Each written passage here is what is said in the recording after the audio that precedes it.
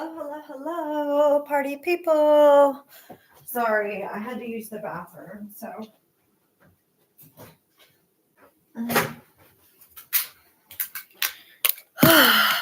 How's everybody's day been?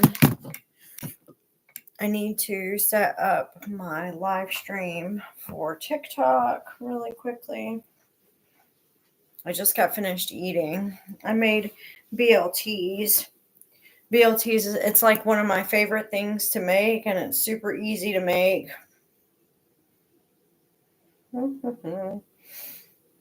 It's like a really fast dinner.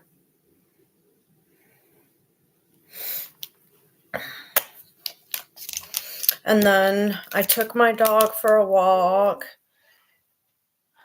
Well, actually, I took him for a walk first and then made dinner.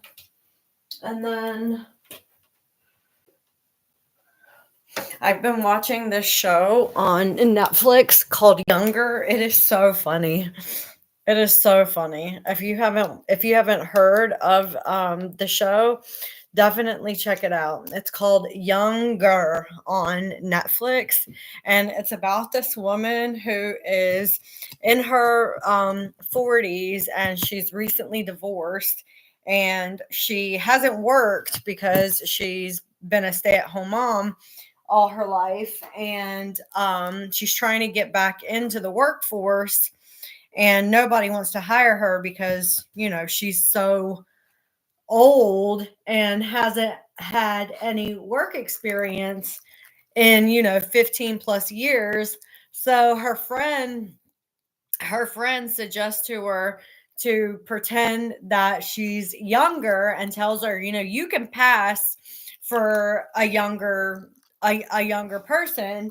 And so she ends up pretending like she's 26 instead of 40, and she does get a job, and it's really kind of interesting, but it is very funny. I don't know if a woman wrote it or if a man wrote it, but it's funny. So if you are looking for like a new show to watch, check that one out because it is hilarious.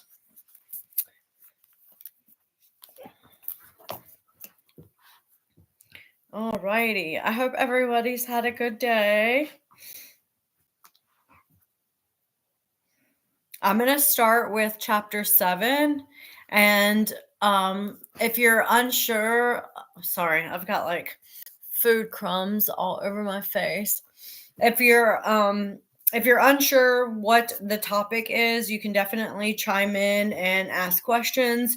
But this book is about healing the daughters of narcissistic mothers. And the chapter that I'm on is chapter 7, and this is the self-sabotaging daughter. So if you don't know a lot about narcissism, and if you're unsure if your parents were narcissists or not, this is a really great book to listen to, so you can kind of get an idea of a little bit of the dynamics and figure out if this is something that applies to you or if it doesn't apply to you. Even if it doesn't apply to you as it relates to like a parent, it might apply to you as it relates to a relationship.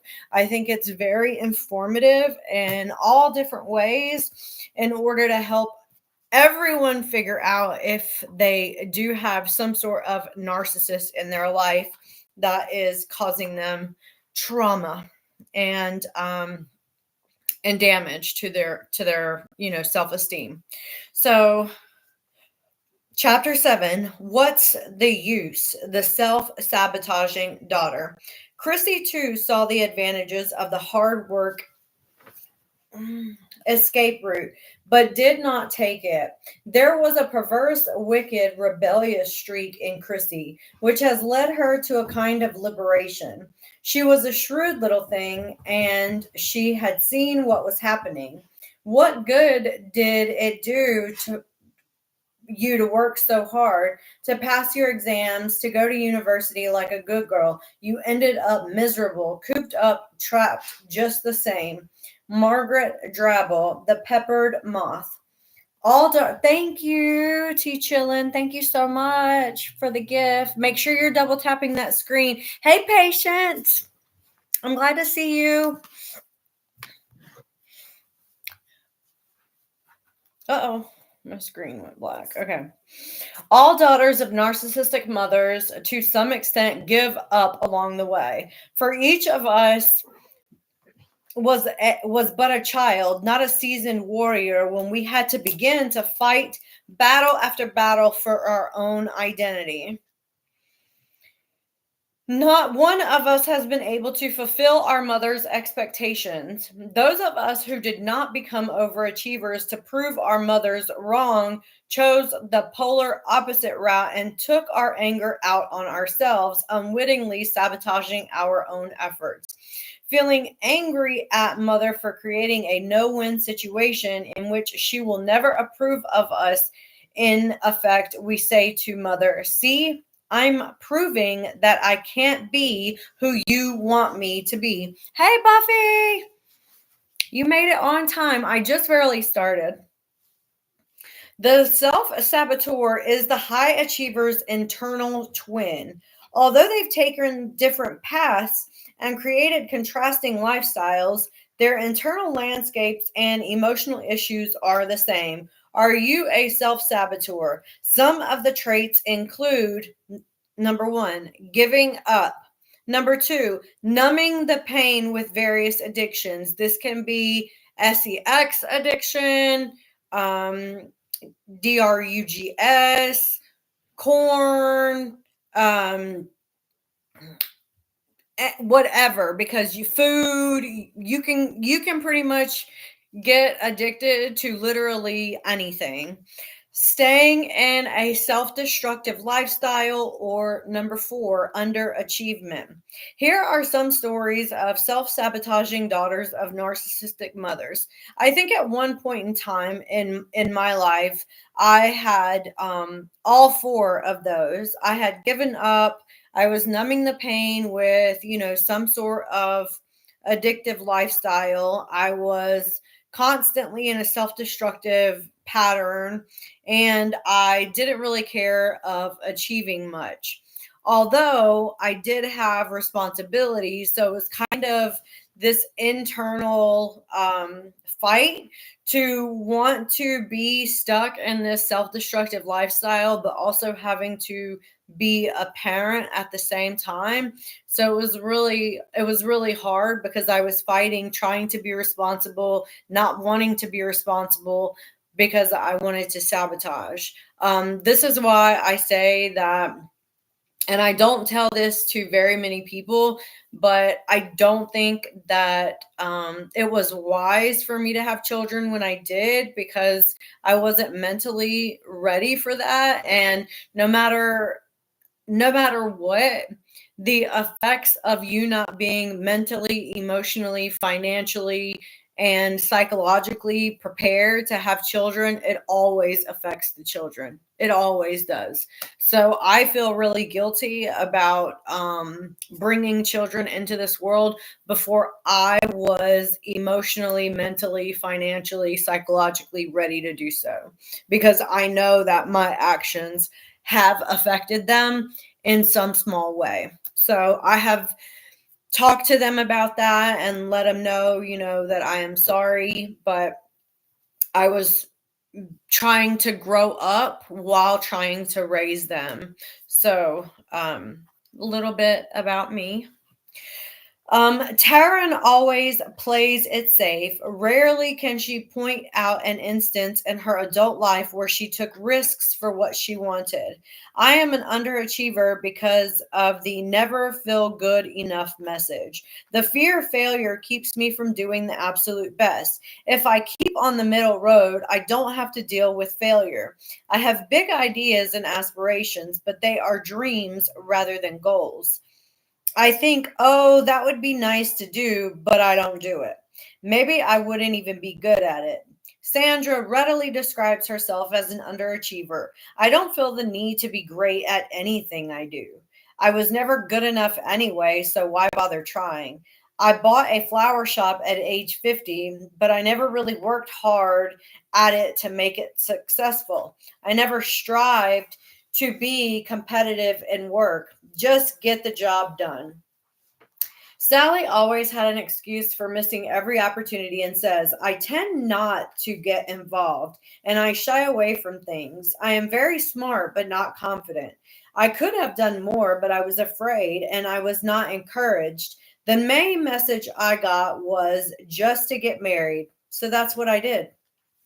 Why do some daughters become high achievers and some become self saboteurs?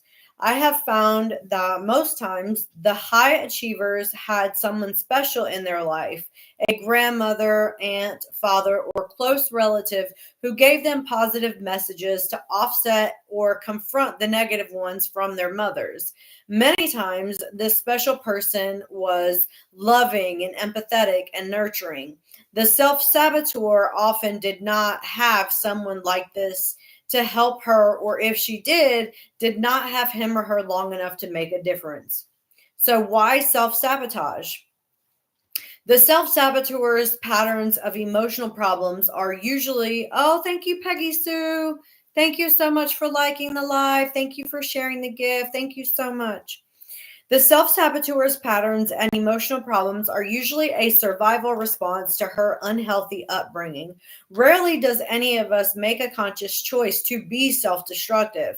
If, however, a child lacks maternal support and nurturing, she will most likely have difficulty understanding and processing her feelings. If your mother denied her own feelings, then she would not have allowed you to have any of your own either. Young children believe that mother is the true source and has all the answers. If a mother dislikes her child or thinks she's not good enough, the child believes she's unlikable and inadequate.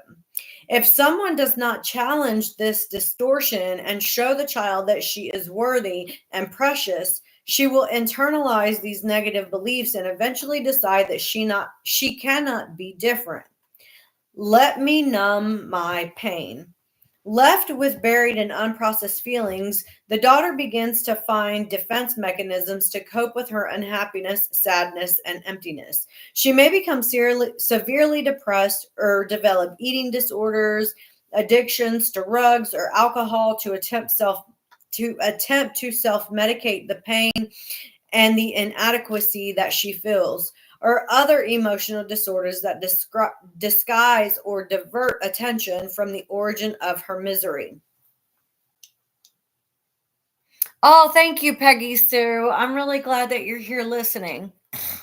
Get those groceries up before they get before they get hot. That's what my mom always say. Got to get everything in before it gets hot. And I'm like, how's it going to get hot going from the car to the house? But whatever. She maintains her inability to accomplish healthy things for herself and in turn reinforces her feelings of worthlessness, sorry. She pushes people away with destructive behaviors, which leaves her lonely and empty. Sherry's behavior escalated over a period of several years. I was into sabotaging my life. Lots of sex, looking for love, started to drink alcohol in high school. I even became a kleptomaniac for a couple of years. A great escape that went on for about a year. Oh, I'm sorry, a kleptomaniac a couple of years ago, a great escape that went on for a year. So she's saying she was a kleptomaniac for a year a couple years ago. It was like drinking, except the focus was on stealing. I could get away from the pain, but such shame. I had turned on myself. Unable to motivate herself to make changes in her life, Meredith, 28, is a classic example of low self esteem. She went to college but didn't apply herself and eventually dropped out. She is aware of how she is hurting herself, but can still accurately predict.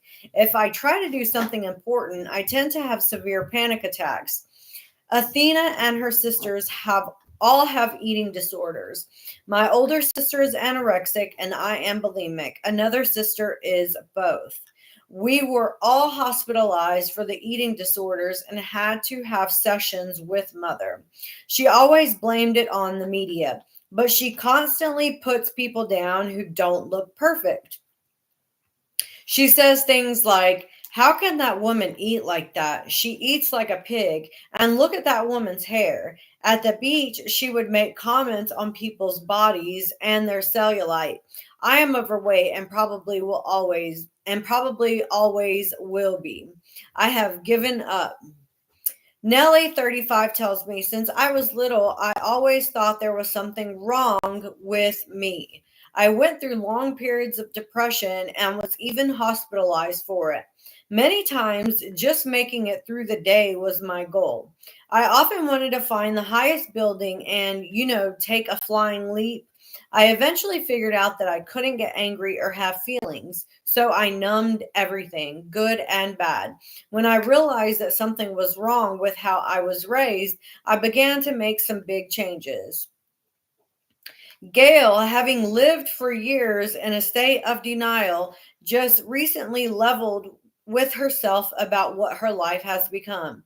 I'm a flippin' alcoholic. So is mom, and I swore I'd never be like her.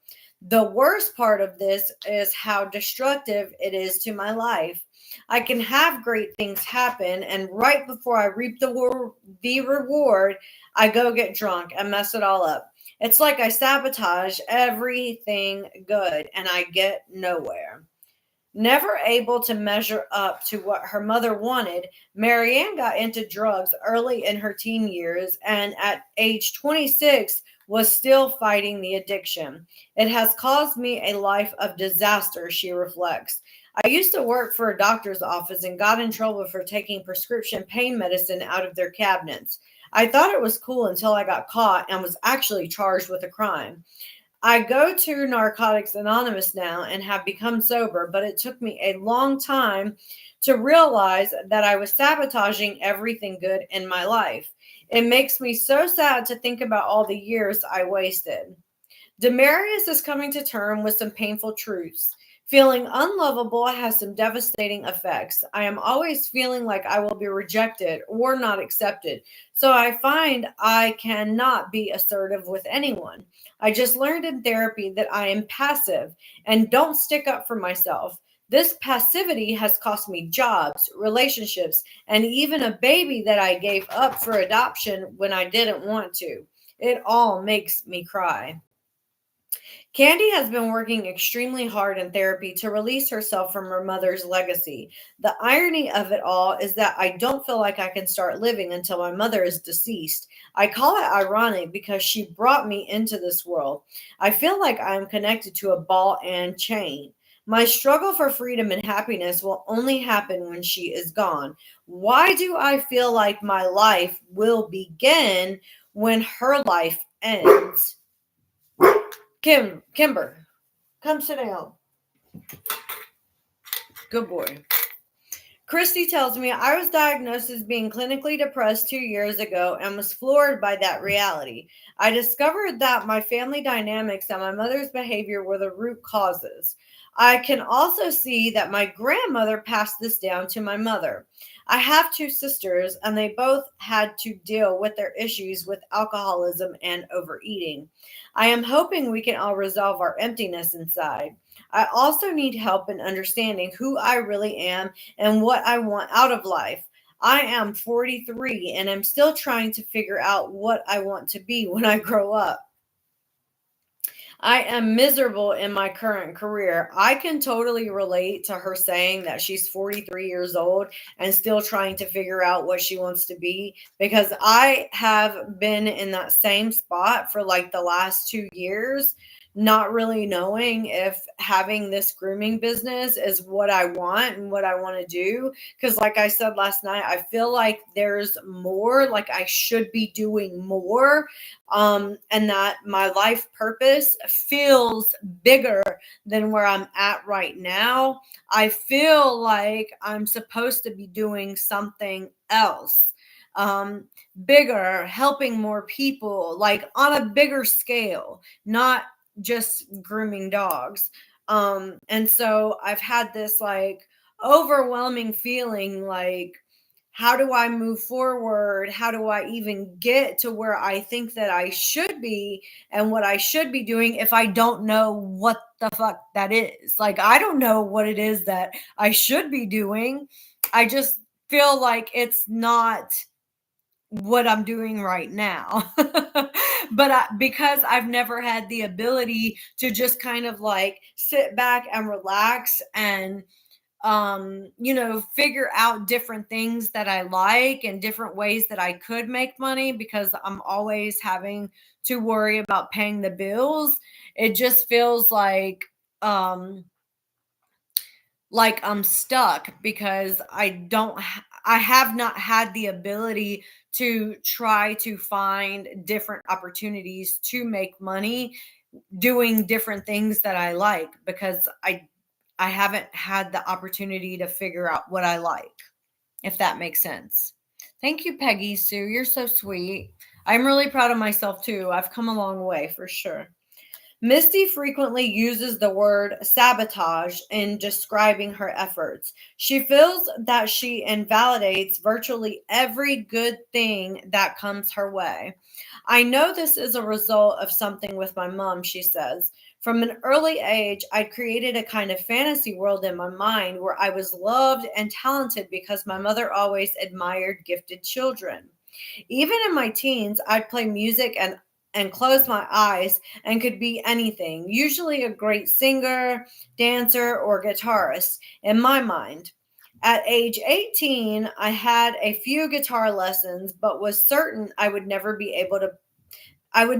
the player of my dreams, so I gave up.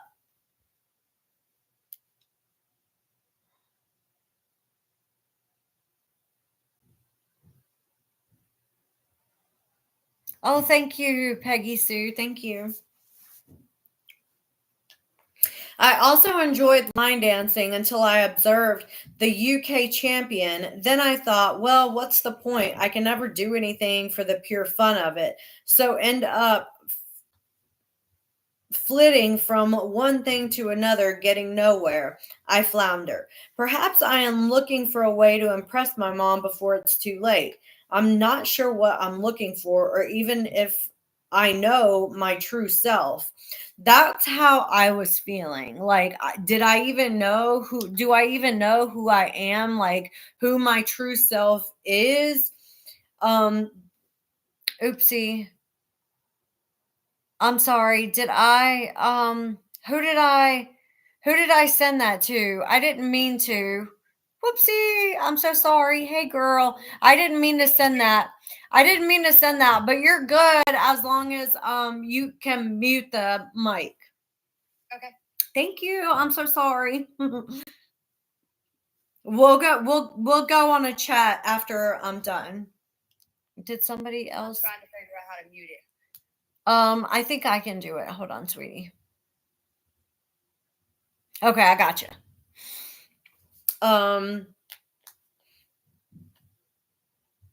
Where was I at? Oh, I'm not sure what I was looking for, even if I knew my true self. Deep down, Janice always wanted to have children. I always wanted a family. Kimber. I think one of my kids is leaving or something. I did marry someone with kids, but never had my own. I get quite sad seeing moms with their children, and I envy their closeness. It is a reminder that my own childhood was stolen from me, and I can never get that back. As a little girl and as a plain child, I was always compared unfavorably to other girls. My mother was a child minder, and when I was about 9 years old, there was an incredibly pretty 3-year-old girl she looked at. We'd all be out together, and mom would pretend to strangers that this child was hers. That's crazy. Were and that the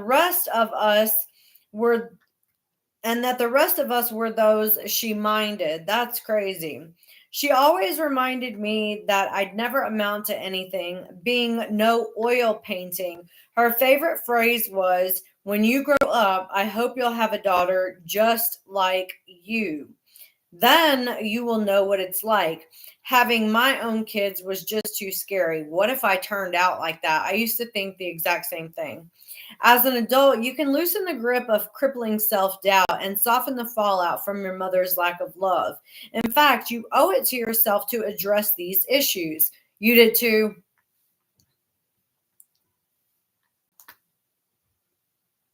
Damn it. Sorry. You do not have to resign yourself to self sabotage. To obstruct or hinder yourself is plain unfair. You are worth so much more. Do not become discouraged, for recovery is possible. Oh, that was very protective of you to do that, just me. We all do it. Oh, that's okay, Kathleen. Thank you for coming. We all do it. Do not feel alone if this chapter is striking some nerves. All daughters of narcissistic mothers have some self sabotaging behavior. Although high achievers and self saboteurs live different lifestyles, both types of daughters engage in self sabotaging behavior. Remember, the internal issue of both daughters are the same.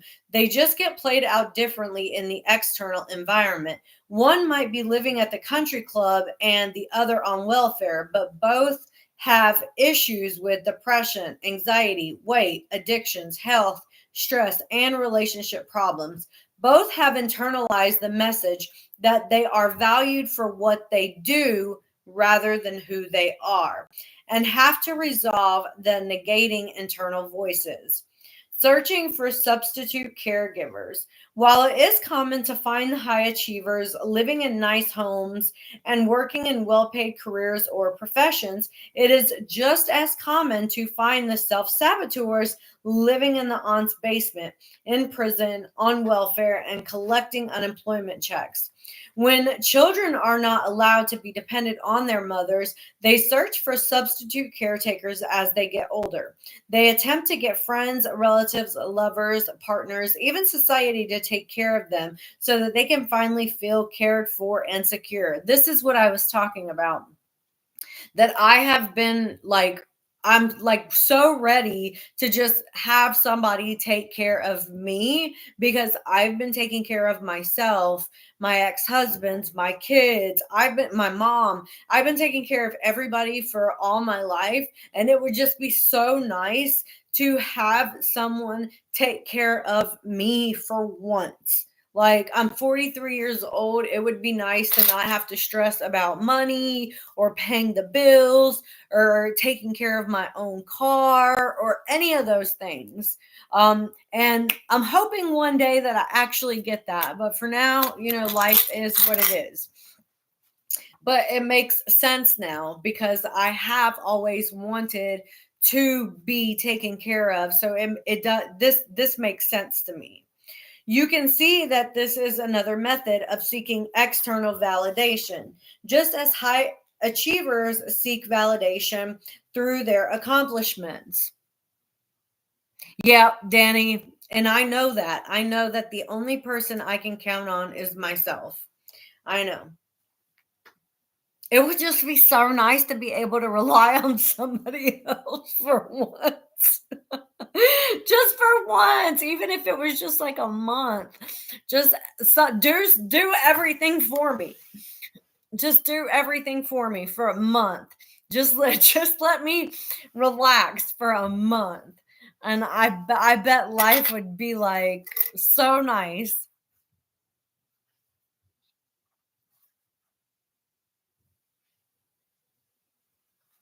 Oh, I don't feel, I didn't take it any sort of way, Buffy. You're so good. You have a right to feel the way that you feel. Yeah, I'm young. I mean, I'm 43, so I'll be 43 this year. But in order to heal and recover, both self saboteurs and high achievers must find internal validation. All of the following women are bright, talented, and capable, but not one of them believes in herself. They all report that they have given up and feel they can't measure up, so why try? They have found alternative methods to keep other people taking care of them in some unhealthy way. Peggy was just released from prison for drug possession. Sammy is on welfare, a single mother with little money and no car. Allie can pay for her apartment, but not food. She gets food stamps and, when she's starving, collects ketchup packets from fast food restaurants to make her own tomato soup with water. That's an interesting way to make tomato soup. I never knew you could do that. Joanne, now 45, still lives in her parents' basement and cannot believe in herself enough to find a job. Joelle drinks every day. Shelley was just released from the hospital and her boyfriend broke her arm. Self-sabotaging behavior is not a lack of talent or skill. It is an internal struggle within you. You clearly want to do something, but your internal messages say you cannot or should not. For example, Joelle above, she knows she needs to stay with AA and work on her drinking, but she gets discouraged and drinks anyway. Shelly knows that she needs to get out of her bad relationship, but she doesn't want to be alone. Joanne has a degree in elementary education and could get a job, but she feels she won't be accepted, so she doesn't take the time to fill out the applications. Allie could get a job and have enough food to eat. She just feels too inadequate to try. Peggy knows that drugs are bad for her, but has given up on herself because she feels she will never be loved. Sammy was a straight A student and honors graduate, but keeps getting involved with the wrong men and does not feel good enough about herself to move on. These women desperately want to change and feel discouraged and trapped. Their internal negative messages are controlling their lives and emotions. Often, the narcissistic mother will be aghast at the self saboteur's adult life and decide to disown her. Daughters like this cause too much shame and humiliation for a narcissistic mother to handle. What does her child's behavior say about her? What will the neighbors think? What will the relatives think? And of course, any daughter struggling with the above problems would benefit from her mother being there for her emotionally and helping her. But narcissistic mothers tend to worry only about how their daughter's behavior reflects on them and are usually unable to help. If you are a self saboteur, it is important to know that you do matter. There are many people who do care about you, and working in recovery will indeed change your life. Your pain and struggle are part of your journey, and you had to get to this difficult point to be able to see that you do have what it takes to design your own life and manage your own feelings. Regardless of how your mother hurt you, you can heal. I will walk you through the recovery process step by step. Your job is to stay with it and take yourself seriously. Chapter 8, Romantic Fallout. Trying to win at love where I failed with mom. This is the chapter where you'll see that you're constantly looking for a partner similar to your mom, or trying to fulfill what it was that you were lacking in the relationship with your mom in your romantic relationships. If an individual is able to love productively, he loves himself too. If he can love only others, he cannot love at all. Eric Fromm, The Art of Loving. People continue to wonder what love really is. We all pursue it and value it, and each of us has her own version of how it feels to be in love. It is common for daughters of narcissistic mothers to try to fill their emotional void with emptiness. To fill their emotional void and emptiness with inappropriate love relationships. Usually, they often search in all the wrong places for the right partner to validate them. In this chapter, I'll talk about something I call distorted love. As daughters of narcissistic mothers, many of us learn that love means what someone can do for you and what you can do for them.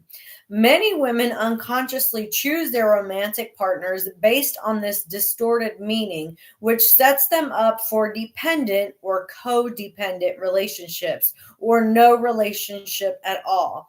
The dependent cares about what he can do for you, and the codependent cares about what you can do for him. Having no relationship is kind of giving up or choosing to not enter the dance at all.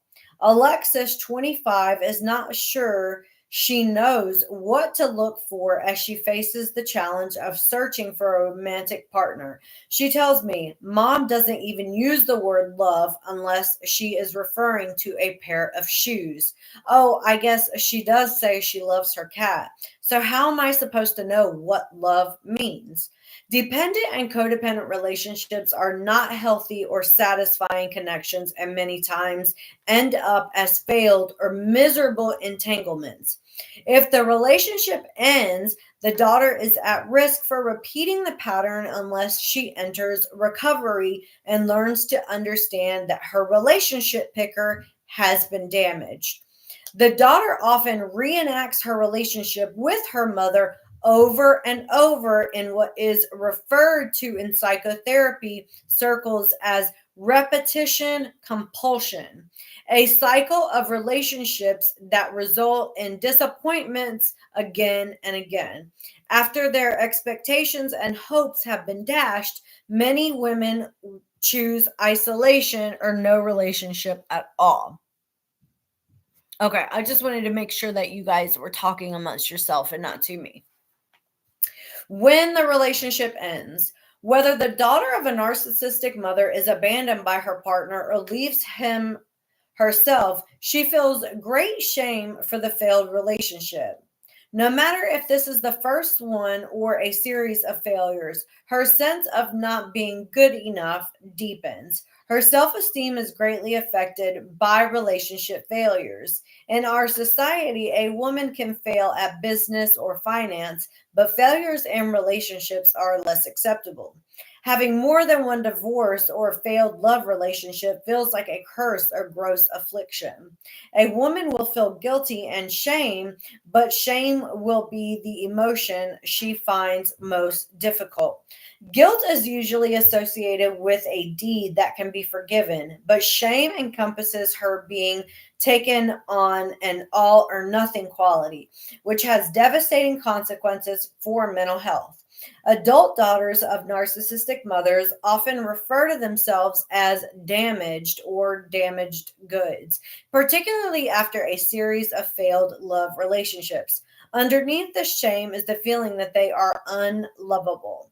A beautiful client, Tyra, came to me after her second divorce, the epitome of beauty, intelligence, and charm. She reminds me of a petite china doll. But beneath her charming sweetness is a deep sense of sadness and unworthiness. She has recognized her past with a narcissistic mother, but now that her second husband has left her for another woman, she comes to therapy with this request: make me good enough. Margot, 55, tells me, I can hardly speak of this feeling of failure. I feel so damaged now. Who would ever want to even date me?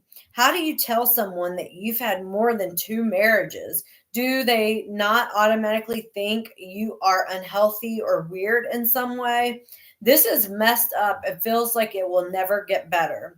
Summer reports, if I want to feel immense pain and shame, I just think about my relationship history. This will do me in. I usually try not to think about it or even let it come into my conscious being. Talk about feeling unlovable. No kidding. Listen to this, says Carla when expressing her pain about relationships. When I introduced my fiance to my mother, she shook his head and then said, good luck.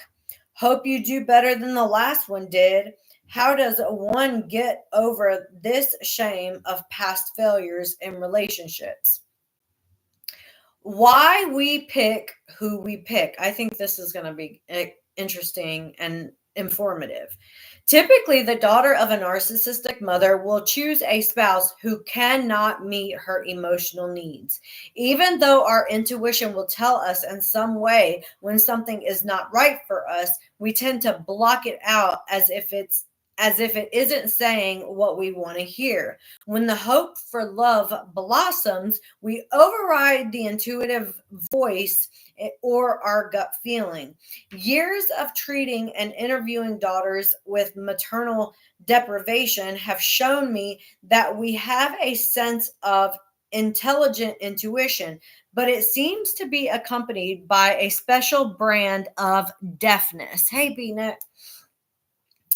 In the desperate search for love that did not exist in her childhood, the daughter chooses not to pay attention to those red flags that may be wavering. We do know, we just don't listen. In recovery, you will learn better how to tune into your innate intuitive direction and guidance. You actually choose a partner largely on an unconscious level. As human beings, we are attracted to the familiar. If you have not worked out unfinished business with your mother, you will likely find yourself with someone who recreates that mother daughter pattern of behavior. We also tend to pick partners who are on the same emotional level as we are.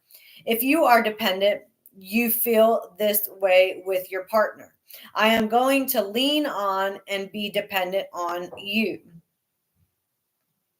I see you as a person who can do a lot for me. You can take care of me. You have money, prestige, a good family, and good job. You're gorgeous. You look good on paper. You fit my list of criteria.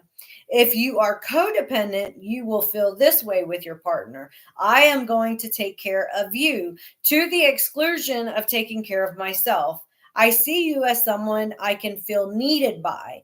You need me to nurture, take care, and be a mother to you. You need my love because you didn't get that as a child. You need my direction. You need me, and that makes me feel good. Healthy relationships are based on interdependency, where both partners move back and forth in the caretaking, but mostly operate as independent adults. This means that neither partner is dependent or codependent. In the dependent codependent relationship, neither partner loves the other for who he or she is as a person. They act out roles and a distorted definition of love. An adult daughter of narcissistic mother is often misguided in her choices by her unresolved neediness. Sorry, not readiness. Need-based relationships are usually unfulfilling because no one can satisfy all of an adult's unmet childhood needs. But until the daughter addresses this empty void herself, she will expect that someone else can fill her with the feelings of worthiness, competence, and love that she lacks. Many times, the adult daughter will choose a partner who can't meet even reasonable emotional needs because she unconsciously wants someone who cannot be emotionally intimate or vulnerable.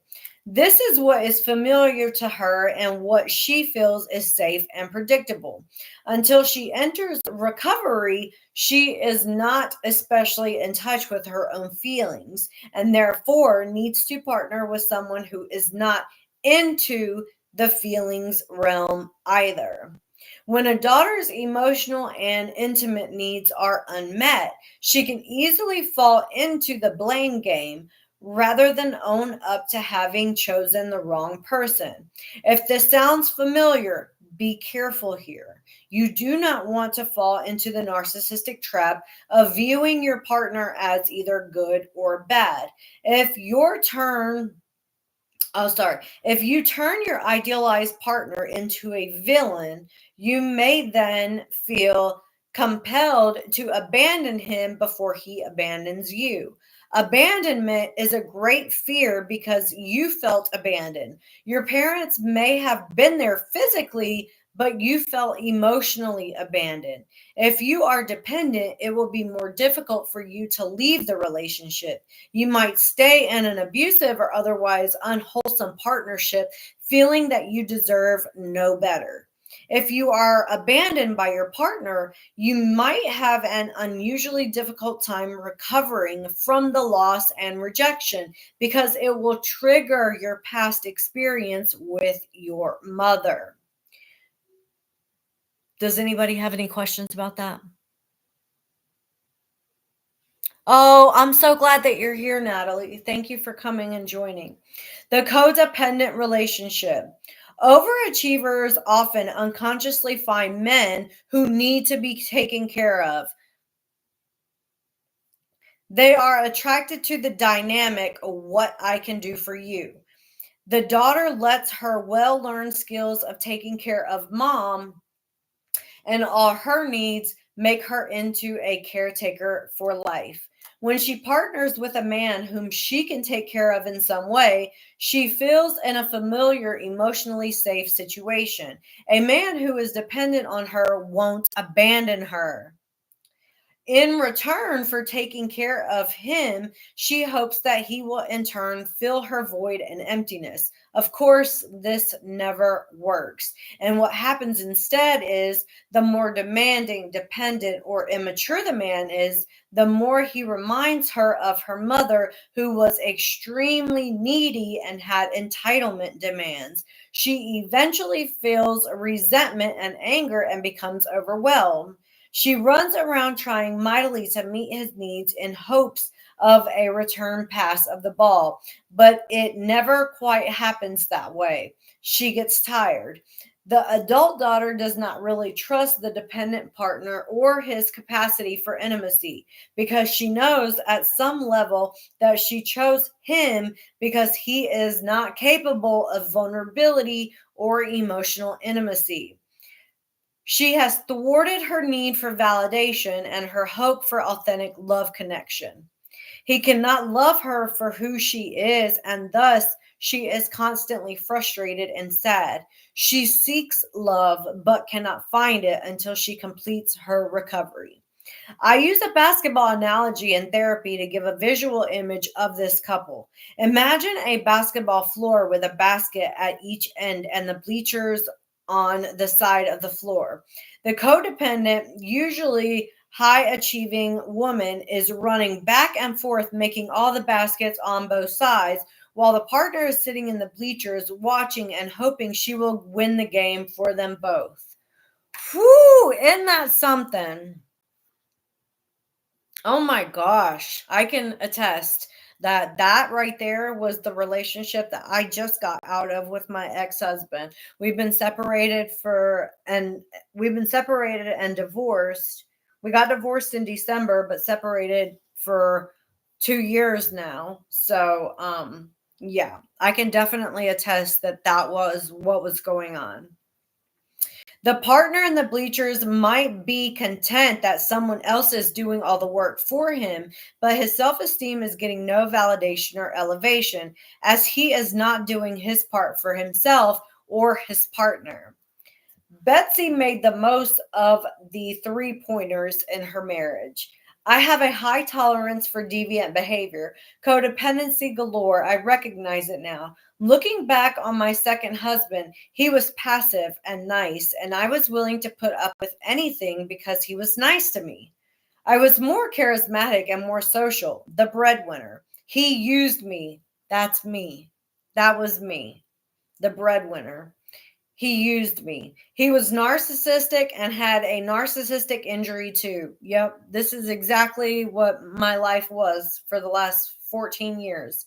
I kept busy and took care of everything. He got fired a lot because of verbal arguments with people. I always wrote his resumes and got jobs for him. Looking back, I see that he didn't recognize what I did for him. He put no effort into things. He never said words, I'm sorry. I had a high tolerance for this. I blew it off and went on with my life. My expectations of others seems to be low. In relationships, I am comfortable giving 80-20, not 50-50. I always give more than I get. I am so like self-aware that that's exactly who I was for the last 14 years. I am not in that relationship anymore. And now I know that I am worthy of receiving 80% rather than giving the 80%, because I was definitely giving 80-90% in the marriage and he was giving like nothing. And that went on for a long time. So it's crazy now looking back that I stayed with him for so long, because this was the pattern at the beginning. It's not like this just happened one day. This was the pattern at the beginning. And I overlooked it as that huge red flag at the beginning. I overlooked it and stayed anyways. Yes, both should be giving 100%. Absolutely. Daria says the pattern I see, I'm just saying that at this point, like I've learned that I deserve more than 10-20%. I definitely deserve a partner with 100%. Yeah, you're right, Danny. Thank you. Daria says the pattern I see with myself in love relationships is that the physical relationship is the most important. If I am not present in the most sexual way, I feel I will not receive love from my boyfriend. I am valued for what I do for him sexually. I got this from my mom. She was always so beautiful. She would get dressed for dad. She smelled good, sexy lingerie, sex toys, tried to look good for dad. Dad had a Playboy magazine and she would look through them with us. Oh my God. Sex was very important to their relationship. She taught me that what I can do for a man was how I would be valued by him. In every relationship, Coral has worked harder than the man. I keep everything going when things don't work out. I feel responsible for everything, and I don't hold him as accountable as I hold myself. My pattern is to pick men I can control completely, Charlene says. Then I can't get hurt. I pick people underneath me or less accomplished than I. When I got married, I was screaming in my head, no, no, no. I knew then, but I kept going anyways. Marlene says, I always got into relationships with people who were messed up and needed me. My last boyfriend tried to unalive himself when I broke up with him and had to be hospitalized. I always got the boys that were down on their luck. I do the same thing with girlfriends. I am everyone's advisor. Kate, 64, relates the following. My relationship patterns are not good. I usually picked the wrong men. My first husband was abusive, physically and emotionally. My second husband was an alcoholic and a drug addict. And my third husband is an addict and a felon. I smother and take care of them and try to fix everything. I often get to a point where I have had enough and then I go on. I try to I tend to try to impress and overlove somebody to make him love me. Margie is a single career woman. My relationships are always kind of non emotional, kind of like a business rather than emotional connection, not feeling fulfilled. Finding that there is something missing from that person that I could find elsewhere. Feeling that sensation of being trapped at times. I am the codependent, the caregiver. I've always wanted to be the dependent one. That's exactly what I was just saying. I want to be the dependent one. Dee Dee, 72, looks back at her marriage and her children. I learned codependency. I see it with my husband and with my kids too. If I just do this or do that, you will love me more. I feel like I lost a lot of my identity and I am now finding myself again. My husband doesn't value me for who I am, only what I do for him. I've always been the pleaser, the peacemaker, making sure everything is okay and nobody is upset. Oh, Nicola, thank you for coming. If you want to listen to the entire book, you can go to my YouTube and find the live recording on my YouTube channel. I think it's linked on my homepage bio, but if it's not, you can DM me and I'll send you the link. Until a woman has discovered and claimed her own sense of self, she will be frightened by a competent man who can actually meet her needs as she in turns meet his. A healthy man doesn't want to be controlled or mothered, and he also wants to give in return. He understands how to be interdependent. The dependent needs to understand and realize that her behavior as a codependent is, in truth, her defense mechanism for her own dependency.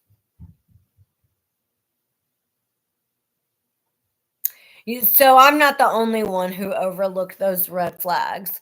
I'm so glad that we can now look back. I think the more we learn about the red flags that we did overlook in the past, the more self-aware we can be so that we don't overlook them in the present or in the future. You know what I mean? I don't anticipate being single forever, but I do anticipate being single long enough to take care of myself and actually do the healing work so I don't repeat the same pattern again. So like I said, I've been single for a couple of years. I don't think that that's enough time for me to do the healing work that I need to heal from, because I've been abused since I was a child. So there's a lot of work that I need to do on myself in order to be whole enough to be in a relationship again. I don't know how long that's going to take, but I'm not looking to get into any relationship. But I know the work that I'm doing on myself now is going to greatly benefit me in the future when I do decide to get into another relationship, because I am doing the work that I should have done in my 20s to take care of myself then. I'm doing it now. We can do it all together. Good for you, Danny. There's nothing wrong with being single. There really isn't. I mean, you take the time to like get to know who you are as a person and figure out what you want to do and how you want to live and the things that you like. You know, you don't have to be dependent on somebody else. You don't always have to be in a relationship. And it's important to get to know who you are as a person.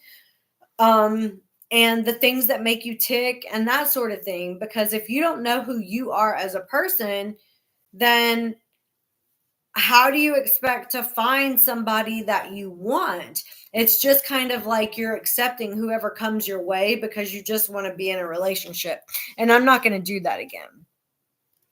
I can't imagine trying to date either, but I'm sure it's not as bad as the internet says it is. You know what I mean? Like, I'm sure it's not as bad.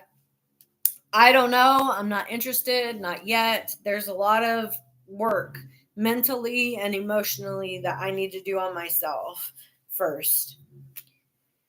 It is her way to rail against these dependent needs and try to show that she is strong and in control and doesn't need anybody, when in reality she does, as we all do. It is much easier for the codependent to accept and face her issues than for the dependent, because the codependent looks stronger and more competent on the outside as she is running that basketball floor and making those baskets in victory. Who wants to admit that they are a dependent soul? Doesn't it sound better to say, I am a caretaker, rather than to say, I want someone to take care of me? I don't think so. I don't think it's better either way to say I'm a caretaker or to say I want somebody to take care of me. I think that earlier in the chapter, how she's talking about there's a give and take, in both being taken care of and taking care of your partner. I think when there's that give and take and it's mutually respectful through the relationship, then that's where you're able to thrive, because you're feeding off being nurtured and also nurturing someone else. I've never seen 90 Day Fiance.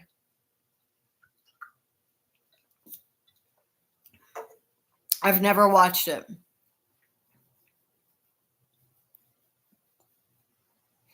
I think I also have a little bit of trust issues. Hey, Bajork. Dependents don't openly admit to this tendency, and so they have a more difficult time getting in touch with this part of the narcissistic legacy. It is an eye opener to most codependents. Hey, lady, how are you?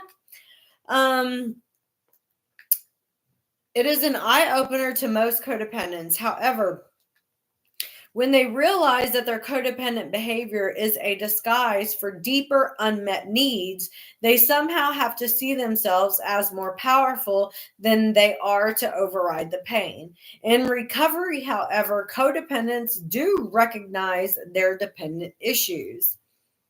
I hope everyone's doing okay tonight. The dependent relationship.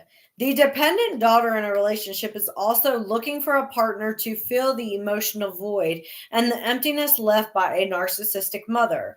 Her partner becomes the replacement for her mother, and he enacts the "what you can do for me" part of the relationship. Relationships go through stages. The first stage can be characterized by feelings of cloud nine, surreal fascination. I call this la la land, where the dependent daughter is in hog heaven. She has found a guy to take care of her and gives her everything she didn't get in childhood, a dream come true.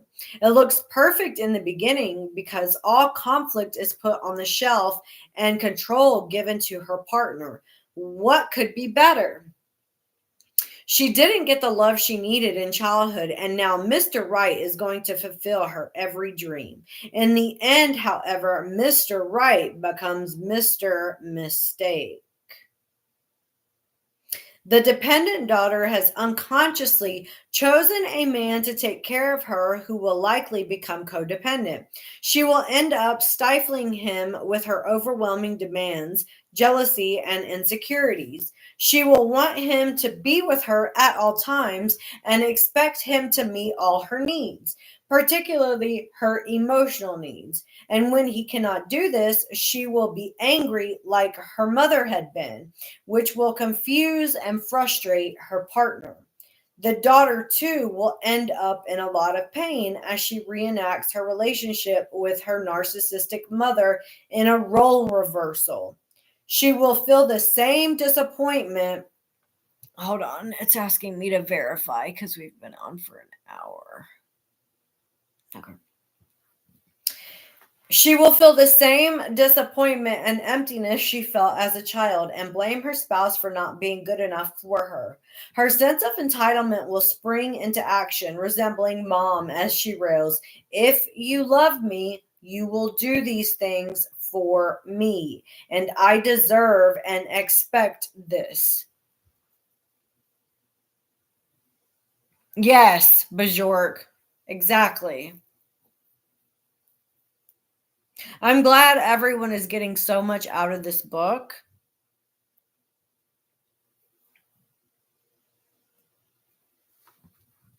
Buffy, those emails that you sent me of the little post-it notes, you're lucky you got out of that relationship because he was a dick.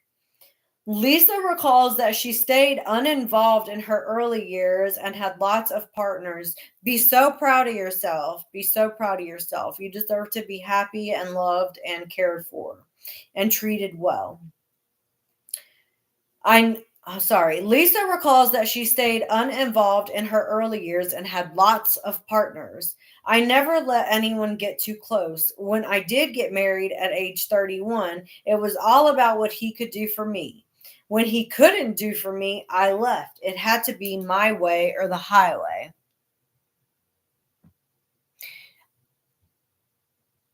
oops, reverse psychology does actually work pretty well. It is. So, at the end of the chapter, we could talk about how having a narcissistic mother and narcissistic relationships actually do affect your health. Because I didn't realize how negatively having narcissistic relationships and being in abusive relationships affect everything about you, your cortisol levels, your thyroid. It even affects like pain in your body. So there's a lot of things that when you are going through the abuse, you don't realize that it's the reason why you're feeling so sick and those things. Yes, very much so, Bajork. She says that a narcissist, you got to read between the lines because they're usually talking about themselves.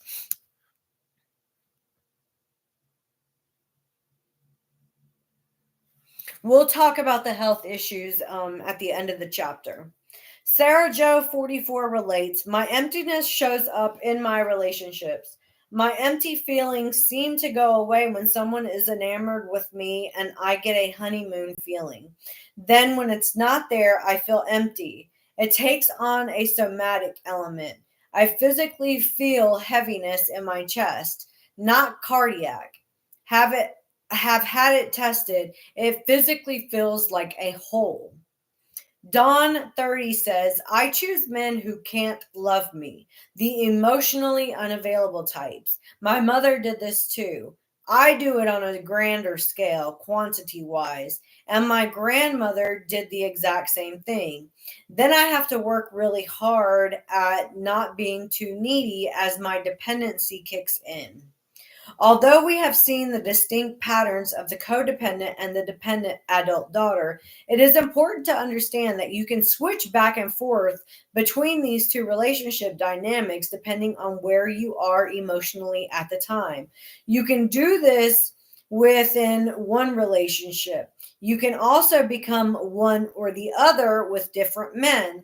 Although this sounds confusing, it is best understood this way. The daughter of a narcissistic mother has unmet needs and therefore displays some neediness. The codependent behavior is a disguise to cover up the neediness and display strength and competence. But when under stress, her neediness will come out and she will look like the dependent. You'll have to send it to me. Rosie, I can always add you at the end of the chapter so we can all have a chat. I didn't mean to add other people right now while I was reading. So I'll add you later if you're still on. The loner. The loner wears different hats, some unhealthy, some not. As a part of recovery, it is often advised that the daughter of a narcissistic mother spend some time alone and focus on herself and learn how to fulfill her needs for herself. She may need to slow down for a while to accomplish this healthier lone time. Even if she is married or in a relationship, she can spend time alone in order to work on her authentic self.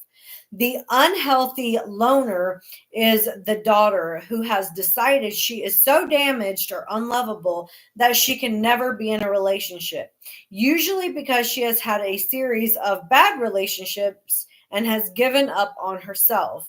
She wants to have love in her life, but believes nothing can change and decides to just go it alone from here on out.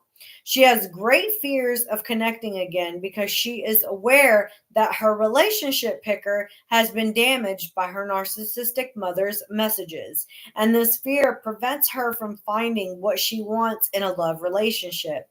She avoids the dating scene, is lonely but stays alone anyway, and her feeling of I'm not good enough becomes a mantra for her life. Marcia, 59, trusts no one but her dog. I am angry that I have spent the best years of my adult life in unhealthy relationships trying to capture the love and approval of that my mother withheld. Only because my life exploded on all fronts did I gain the perspective that I had been blind to the recurrences of unhealthy childhood dynamics. I'm nearly 60 years old now, so much of my life has gone by, and I'm basically alone today. Guess what? I'm staying that way. It's far too risky to do anything else. Having been there myself for a time, I know that this woman just needs to complete her own recovery. And when she does, the world will look better. I tell my clients that you cannot trust men without trusting yourself and your relationship picker. You can't have the word TRST without the letter U. Hanging in there and, reviving yourself is the answer for this kind of loner. I'll show you some ways to restore your faith in your own intuition. Another kind of loner has made a conscious decision after recovery to spend her life without a love relationship. She truly has no fears barring the way to a relationship, and her decision is a healthy one. I don't know many women who do this, but the ones I do know are in a state of self fulfillment. They have made a good decision for themselves. Who can argue with this? Even if most do not choose this route, it can be a healthy place to be. Post romantic stress. She did not know how to love me, and I don't know how to love you. Sita Walker in Divine Secrets of the Yaya Sisterhood. Savannah, 38, relates, when I met my husband, I wouldn't let him in emotionally. It took me years to feel the love for him that I have now. That's okay. Thank you for coming back, Peggy Sue. I didn't love him the way I am able to now, or my children. It took time to learn it. I used to feel it for my cat, but not for people. All my feelings were numb, even the good ones. In summary, daughters of narcissistic mothers face a number of serious struggles in love relationships, including shame and feelings of not being good enough. Re- Relationship failures are often the main reason they seek therapy in the first place. They don't understand why they keep making the same mistakes, and they fear that their stupidity in choosing the wrong men can never be rectified. You may know how painful this can be for yourself, your sister, or your friend.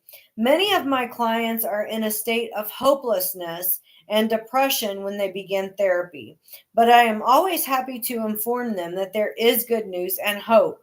When a daughter chooses to invest in herself, face the wounded childhood and history, and complete the recovery process, this is going to come in part 3.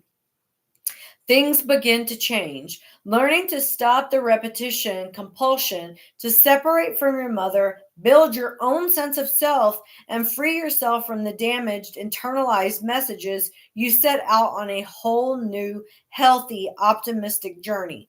My client Kimberly puts it like this: I have worked through the deep rooted narcissistic abuse from my childhood, so I am now living a happier life with myself, my son, my husband, and family.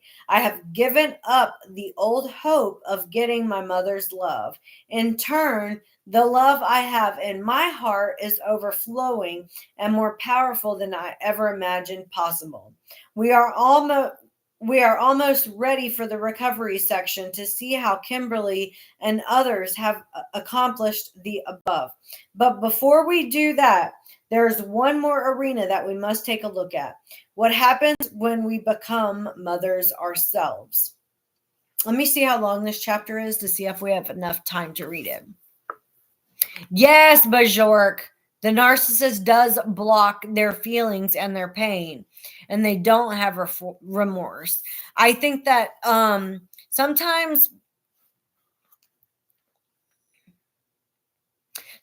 I think that narcissists are afraid to feel, so they don't allow themselves to actually feel emotions. Therefore, because they're not feeling anything, yeah, I think we can finish it. Hold on.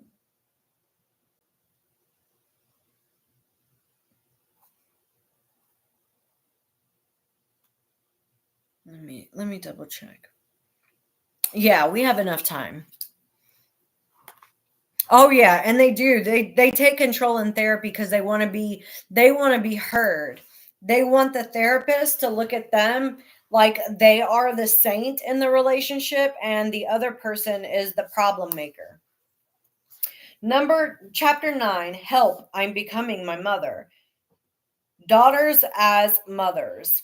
I keep praying that I am saving for my children's college education and not for their therapy. Bonnie, 38.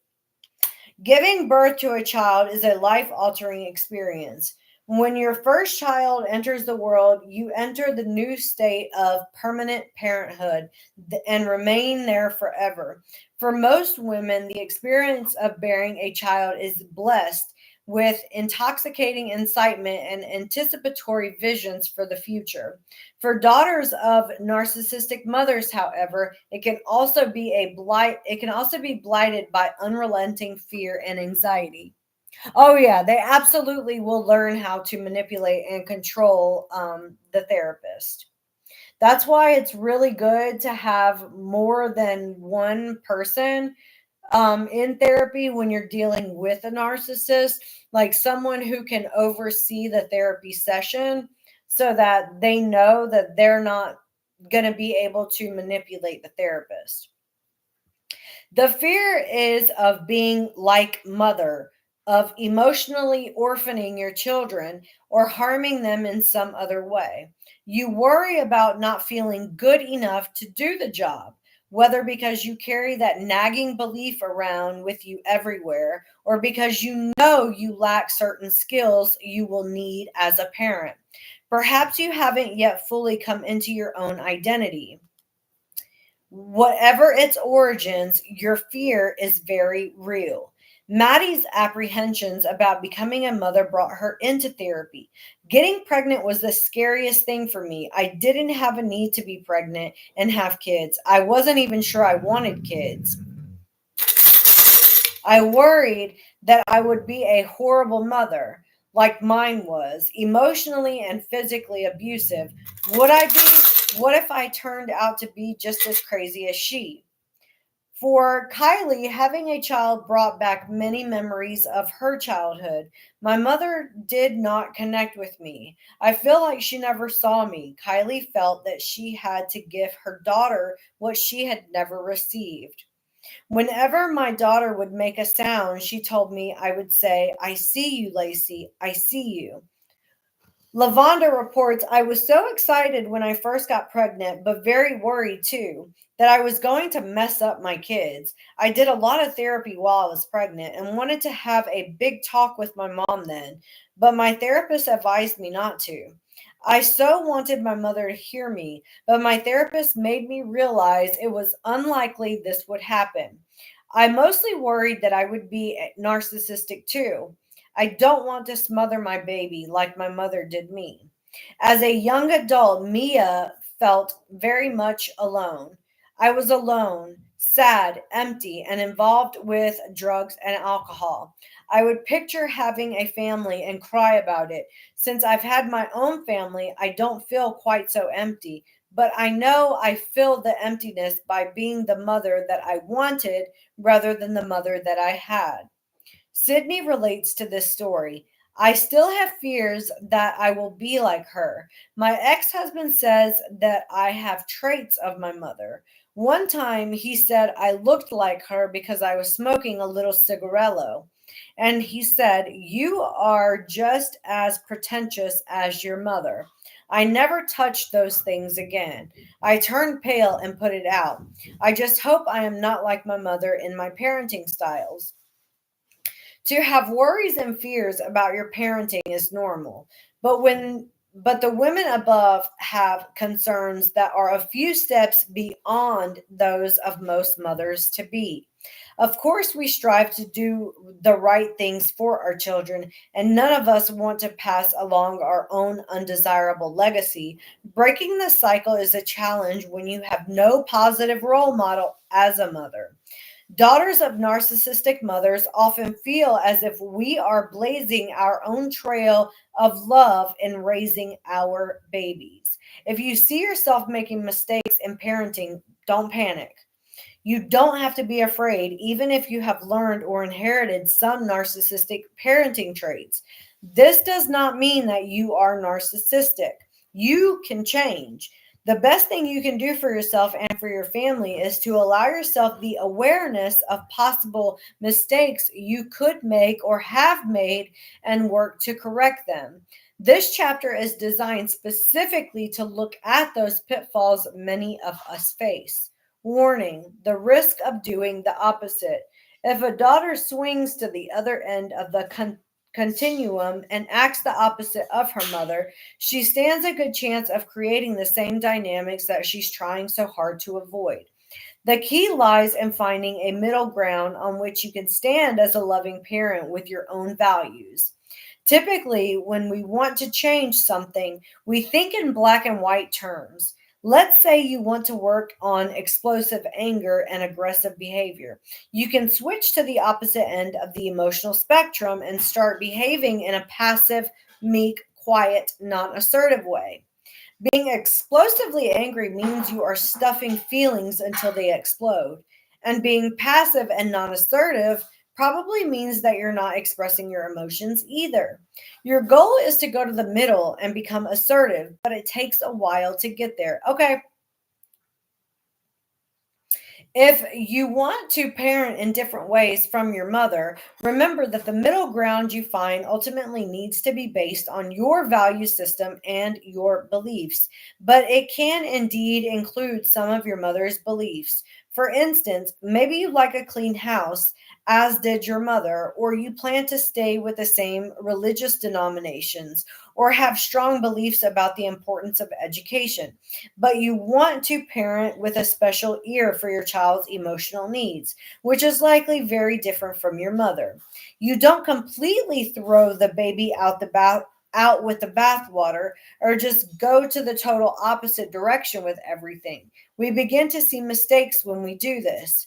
If you had an engulfing mother, and the engulfing mother was talked about in chapters, I think, two. So you can go back and listen to that if you're not sure what that is, or you can just Google it. If you had an engulfing mother, for instance, you may decide you will absolutely not be a smothering mother, but end up doing the opposite. So the child feels ignored on some level. Jamie tried too hard not to smother her daughter, Chelsea, and on the first day of kindergarten, her little girl, who had just turned 5, was found crying in the classroom. She wanted her mother to sit with the class for a while, like some of the other parents. Jamie, bound and determined not to be an overprotective mom like her own mother, had gone overboard in the opposite way. If you had an ignoring mother, you may decide to give your child so much attention that you end up engulfing her. Rosalind found that she could not let her child alone. I had to be involved in everything she did and everywhere she went because I was so afraid she would think I didn't care like I felt with my mother. When she was 12, she set me straight by telling me to get a life as she was kind of sick of me. Another example may be how you handle praising your child. You were never praised or encouraged, so you overdo it with your children.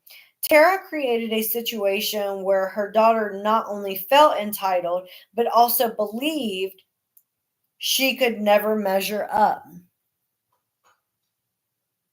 Yeah, Danny, like it's mirroring or mimicking. Tara created a situation where her daughter not only felt entitled, but also believed she could never measure up. My 16-year-old broke down in tears the other day.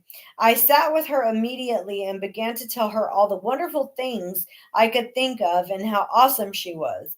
I found out that I was overpraising her, and she felt like she was a fake in trying to please me, and that she could never measure up to all the things I thought about her. Damn, I overdid it, I guess. I was trying to be so different from my mother. Marlene's mother was very strict and did not allow her children the freedom of speech, space, and choices they needed. She decided to be super lenient with her children, and they turned out to be kids with no boundaries, unable to manage their own behavior. I was bound and determined to let my kids be. I wanted them to feel total freedom and not be caged and stifled like I was as a child. But I soon discovered that all that freedom led two of my daughters to getting into trouble with the law and enough speeding tickets and accidents to break my pocketbook in insurance and car repair bills. I guess I should not have gone that far. This is tricky business. Parenting is tough, and of course, none of us do it perfectly. But these stories show us how easy it is to pass along a dysfunction when we think we are doing the exact opposite of how we were reared. Modeling the not good enough message. Sometimes we are able to find that middle ground, and what we do with our children reflects that. If you succeed in this, give yourself credit. You deserve lots of it. One pitfall to finding the middle ground, however, is the internal belief that we ourselves are not good enough. If you carry this unhealthy message within yourself, you are most likely modeling it for your children. You will show them inadvertently through your behavior that you feel worthy, and they will grow to feel the same way about themselves. This can happen even if you don't really believe it or even say it to them. Remember, children learn more through what they see in us than through what we tell them. If you model in yourself a woman who does not take good care of herself, or who stays in unhealthy relationships, feeling you don't deserve better, or you do not pursue your own passions, don't be surprised if you see the same in your children. Similarly, if you set boundaries and stand up for yourself, your children will most likely do this too. This is the best reason there is to embrace recovery. How do you spell empathy? Many daughters who didn't get empathy from their mothers do not know how to give it to their children. The inability to empathize is the most important parenting skill there is. Nothing makes you feel more real, heard, and understood than someone who empathizes with you in a time of need. If the skill was neither modeled nor taught well in your family of origin, you will need to work to develop it. Shay, a pensive, insightful, and highly educated woman who was raised by an ignoring narcissistic mother, has 4 children now and a loving husband. They were all in my office for family therapy to learn about a healthy communication following a suicide in their extended family that had frightened them all. Every single family member present that day was committed, but Shay was particularly worried. Aware of her unmet childhood needs with her own mother, she didn't have a clue how to empathize with her own children, who told her in the session that she sucked at this. Shay spent many months working on developing the skill of expressing empathy. Cami, 45, came to therapy to increase her empathy for her 17-year-old daughter who was pregnant. She realized she was having trouble being there for her child, an insightful, intelligent woman raised by an image oriented narcissistic mother. Cami found herself overly concerned about what her friends and family would think. She was not narcissistic. She was aware in her childhood issues, but she couldn't shake some of her ingrained messages. She seemed to talk to me from two sides of her being. One side was angry, humiliated, and shamed by her daughter's actions, and the other side was humane and loving and wanted to do right by her. She clearly did the right thing in seeking assistance in how to let her own issues rest and tune into her daughter's needs at the time. Today, Cami is a proud grandmother, and her daughter speaks highly of her mother's nurturing abilities. My kid, the honor student. How many of these bumper stickers have we seen? Where the bumper stickers that say, "My kid has a big heart, my kid is honest, my kid is kind."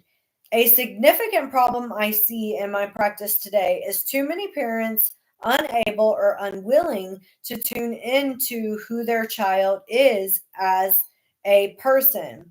As a daughter of a narcissistic mother, you should be aware of this major pitfall. Your child's accomplishments are not who your child is. I'm going to say that again.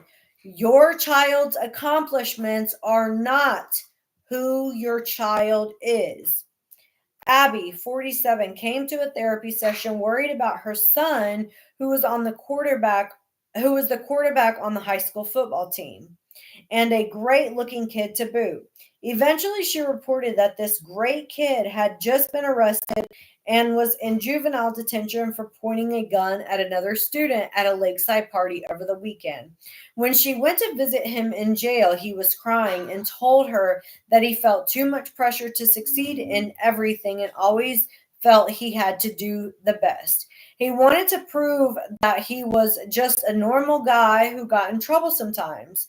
While this kind of getting in trouble was a little over the edge, Abby learned to see past the accomplishments and into her son's anxieties and fears. Dory was worried about her daughter because the 14-year-old had just been picked up for shoplifting. How can this kid, who is a total star in her music abilities, be doing such a stupid thing as shoplifting? She has a recital on Friday. How could she? Obviously, Dory should have been thinking more along the lines of what is going on in my young daughter's feelings. What does she feel? What is she missing? Does she not feel worthy? There has to be a reason that she is sabotaging her talent, and I want to find out why. At the time, Dory had a way to go in learning empathy. Those messy things called feelings. It's easy to understand the need for authenticity until your own child shows authentic feelings and you don't like what she is saying or feeling. This is particularly difficult if she expresses negative feelings about you. Allowing authenticity in children will be discussed more in part 3. But here are some examples of how not allowing your child to be authentic can get you into trouble as a parent. Alexis, who had been taught as a child not to deal with authentic feeling, has 2 daughters, both of whom are now involved in drugs. She came to therapy asking for help without having ever talked to her daughters about this issue. I asked her if she had confronted the drug abuse, and she told me, "Oh no, what would I say to them? Do I really want to know?" Fiona's 13-year-old daughter recently informed her that she had been SA'd. The girl had been afraid to tell her mother the real story because the perpetrator was a family member.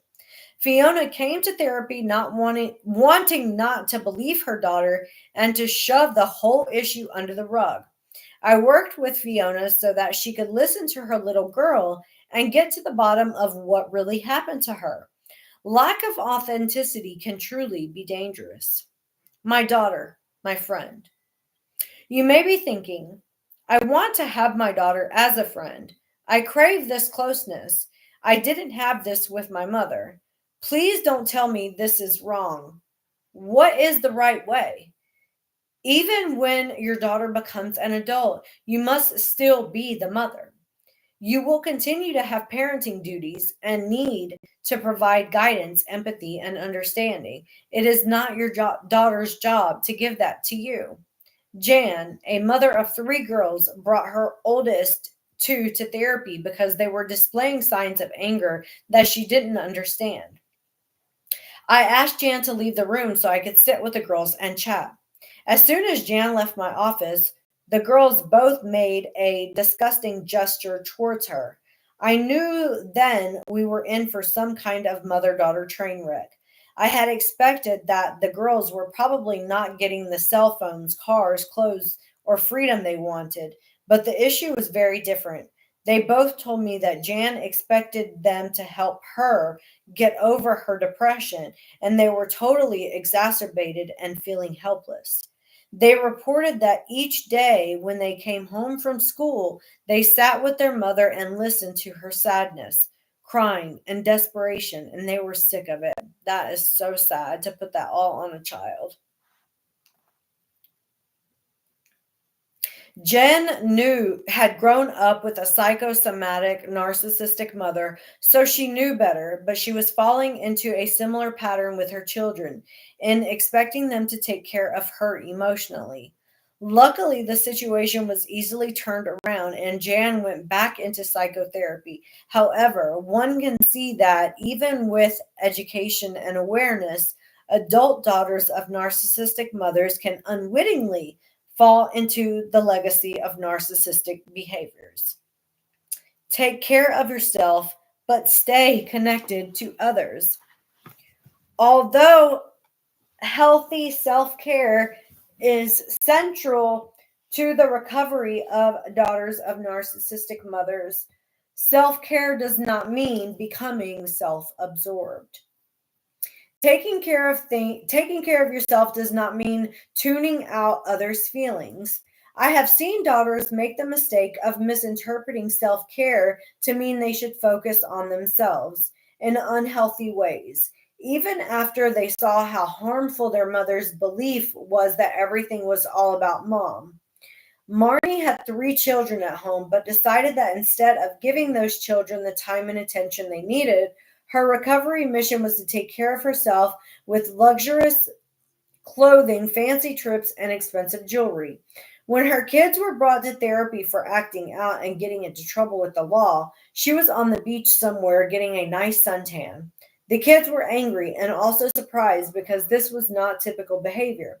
Again, Marnie knew better and had done some of her own recovery work, but had not understood this part very well. Family therapy was very effective because as soon as she heard how her children were feeling, she set about to truly understand what she needed to do for herself and for them.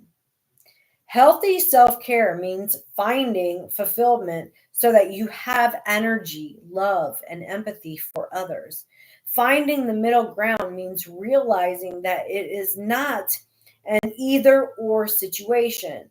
You are neither full or self. No, I'm sorry. You are neither full of self nor drained of self. Part three will teach you how to do this. Having established an understanding of how maternal narcissism creates certain negative dynamics in the mother daughter relationship that affect daughters' lives as adults, we are now ready to step onto the path of recovery. No, Lori, I'm not talking about Gypsy this evening. I am reading a book called Will I Ever Be Good Enough? Healing the Daughters of Narcissistic Mothers. I do have a video that I need to make later on Gypsy. Actually, it's not really Gypsy, it's on Bree, but I don't think I've ever talked about Bree, but I found something that I needed to discuss. So I will be talking about her in a video.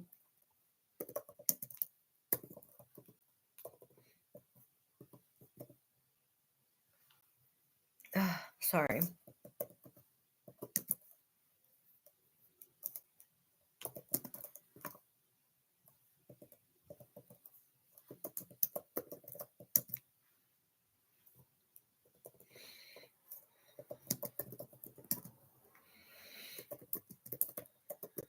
Okay.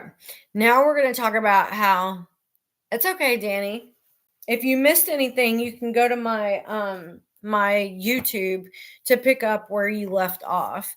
I'll mark it on the video so you know which video to go to. Okay, so what we were talking about earlier is how being in a relationship with a narcissist or the abuse affects your overall health. So a lot of people don't know that being in a long-term relationship with a narcissist can affect your overall health. So one of the ways that it affects your health is through depression. Everyone knows what depression is. I don't think that I need to talk about what depression is, but the constant feeling of being criticized and devalued by a narcissist can lead to feelings of unworthiness and depression. And the longer you are in a relationship with the narcissist, the longer it takes you to overcome those feelings. So, say for instance, if you're my age and you've been in the same relationship with a narcissist for over 20 years. If you've been in a relationship with a narcissist for 20 years and that narcissist has been beating you down, beating yourself down, beating your self-esteem, calling you names, it's going to take a while to reverse all of that negative self-talk, all of those hurtful things that he said, and to basically reprogram your mind to remove all those negative aspects from your brain. That's why it's really important whenever you get out of a relationship with one person not to jump into a relationship with someone else, because likely you're not giving yourself enough time to fully recover emotionally from that relationship, to reprogram your mind from the mind control that they have taken over for you, because narcissists are very powerful in how they control your mind. Okay. So you have to give yourself enough time to reverse the mind control. The second thing is anxiety. Anxiety is most of the time it's because of the unpredictable nature of the narcissist. That constant feeling of walking on eggshells, not knowing if they're coming home, if they're going to be in a good mood or a bad mood, and you're constantly having to be aware of their attitude, behavior, their voice level, and whether or not they're going to drink or use drugs, and if that's going to take a toll on their overall attitude towards you. They're not. Narcissists are not very secure about themselves, and they usually pick people who are secure because they look at you as more of a challenge to break down. Does that make sense?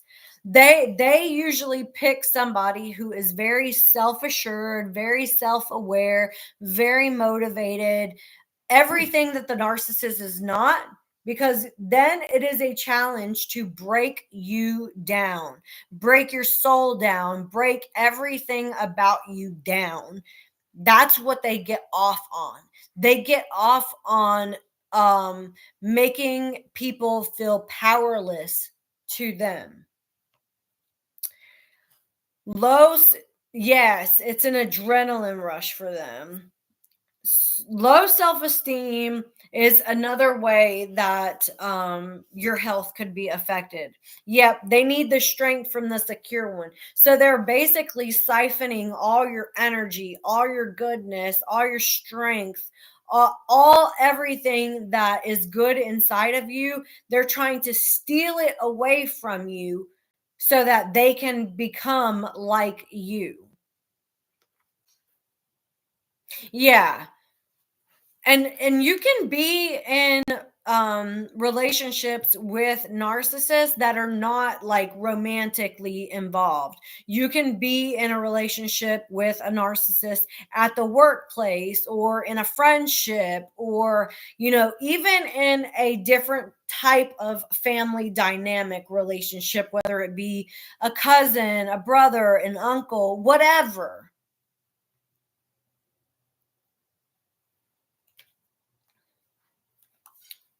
And so the constant belittling and manipulation from the narcissist can erode your self-confidence and your sense of self-worth. So again, this is another reason why it's really important not to jump from relationship to relationship.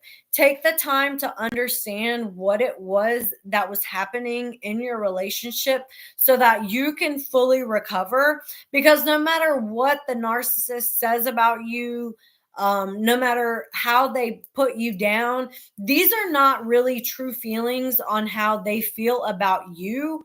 They're saying these things to you because that's how they feel about themselves.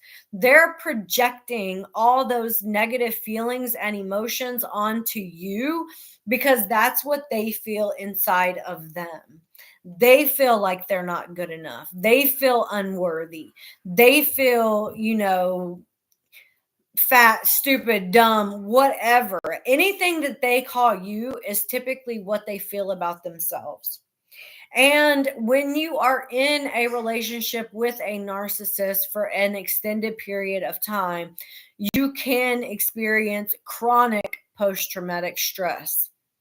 And I say this because in extreme cases, the trauma of narcissistic abuse can manifest into things like flashbacks, hypervigilance, the walking on eggshells, constant anxiety, constant worry. So there are also physical health effects of being in a relationship with a narcissist or being in an abusive relationship, period. Some of those health impacts are sleep disturbances, headaches and muscle tension, digestive issues, and a weakened immune system. Constant stress weakens your immune system. So the longer that you are in that relationship, the more effect it is going to have on your sleep, your physical body, your digestive health, your overall immune system. It is, most people don't realize how detrimental an abusive relationship can be until you experience it yourself and try to escape that relationship. It, it it really takes a toll on your overall physical looks, because you don't look the same, you don't look like your normal self, because it erodes your natural beauty because you're stressed. You just start to look different, you start to feel different, therefore you're not taking care of yourself. Yes, most narcissists are very selfish.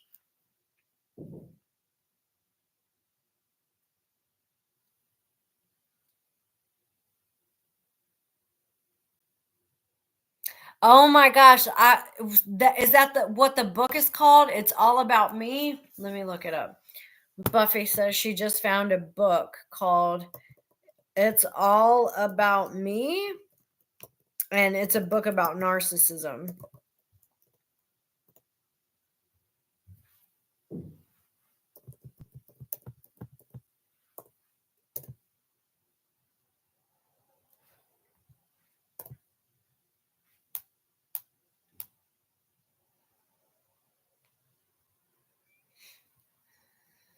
Is that what it was? Hold on.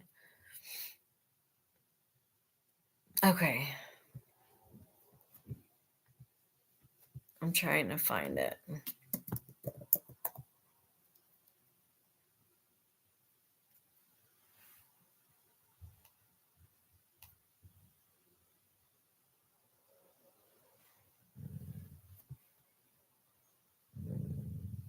I don't think that's it.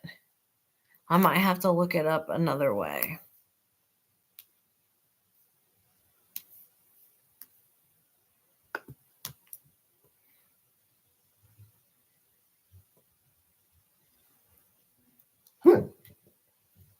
Oh, Reader's Digest. I remember that. What was that one magazine that TV Guide? TV Guide. Remember the TV Guide they used to send out every week?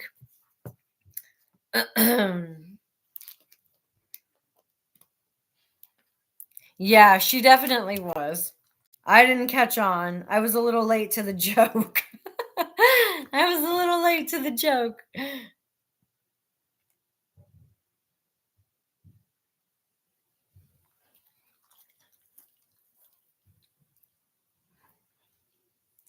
We can also talk about how to tell like red flags of narcissists. Are Is anybody in a relationship right now at this moment with a narcissist?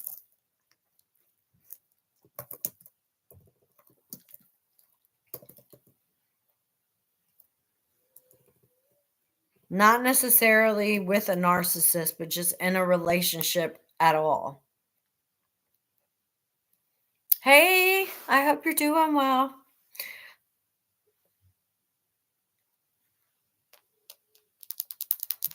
Oh, goodness, Lori. I'm going to cover a few of the red flags of being in a narcissistic relationship. Hey, Katie.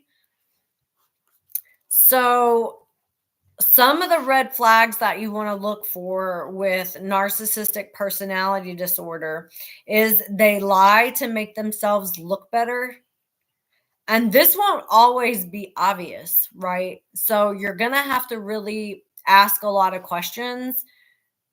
There's a there's a saved video that I have on my TikTok, and it's like a list of questions that this guy tells you to ask to a new partner, and I feel like every single person should watch that video, write down all those questions and carry them with them.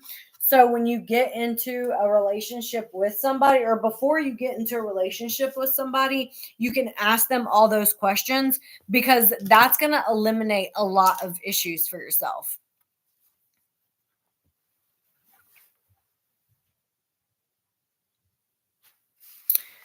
Natalie, what are the concerns that you have?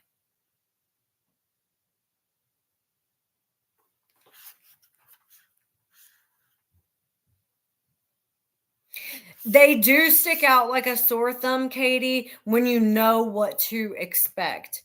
But when you don't know what a narcissist is and how to spot them out, they can be very, very charming and alluring, and therefore you kind of like let your guard down, because they are very charming and they know how to mimic you in a way to make you like lower your guard. But some of the narcissists do not communicate very well, and they do not respect your boundaries. They behave differently with different people. They use the silent treatment. They have an excessive need for admiration. They have a fragile ego, and they have toxic relationships. So you want to pay attention to the people that are around them. They also gaslight and they love bomb. Narcissists love to use this love bombing, and this is the excessive communication in the beginning of a relationship, and this is to gain power and control over you. This is what they're going to do in the beginning. They're going to text you all the time. They're going to call you all the time. They're going to want to see you all the time.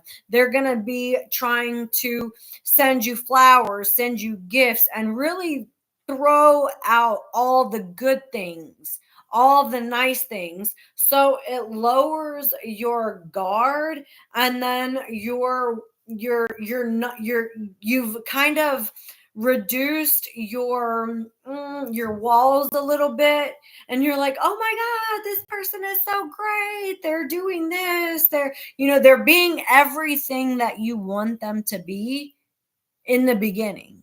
And that's the scary part because you can get blinded by the love bombing stage that you don't notice that the abuse is coming.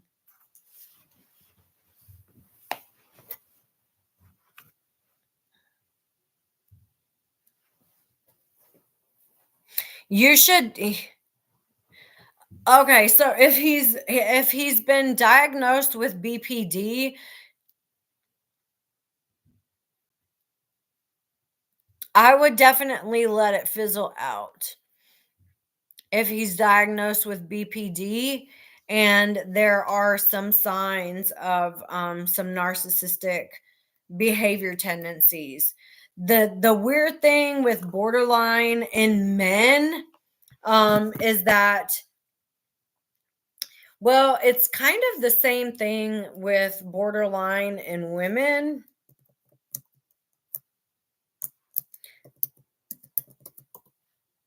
but some of the traits, yeah, I'm a nurturer too. But remember, it's not your responsibility to nurture him. He's a grown ass man. It's weird when it's a man who has it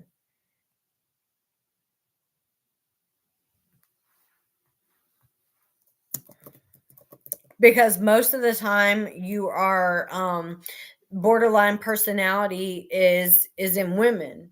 You know, women get diagnosed with BPD way more often than men do. So with men, this can become they can become violent and self-harm. They have very impulsive behaviors. They also have antisocial behavior traits. Lots of swings and self-image issues. I would say, Natalie, if y'all are friends, I would keep it on that friendship level and just let him know that you're not interested in anything more than a friendship, and and that's it. Like you don't have to be in a relationship with him if you don't want to. Just let him know that you aren't really ready to be in a relationship with anybody and you just want to stay friends. That's weird, Buffy. Your counselor should not be calling you after you're not like a paid client anymore. Yes, they definitely do try to isolate you from your family and friends, and they will do that after the love bombing stage. So usually it's love bombing, love bombing, love bombing, and then you're introducing them to all of your friends and family, and that's when they start to try to like poison your mind against the people that are closest to you. So they'll say things negatively about all the people in your circle to try to let you know that those people aren't good. It's everyone else that's bad, not them. You know what I mean?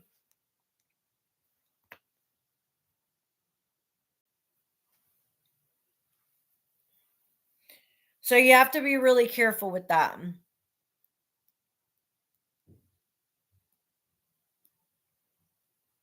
Exactly. So they can be the hero. And so they can like rub it in your face like, I was the one who helped you see that this person was bad for you and da da da da da.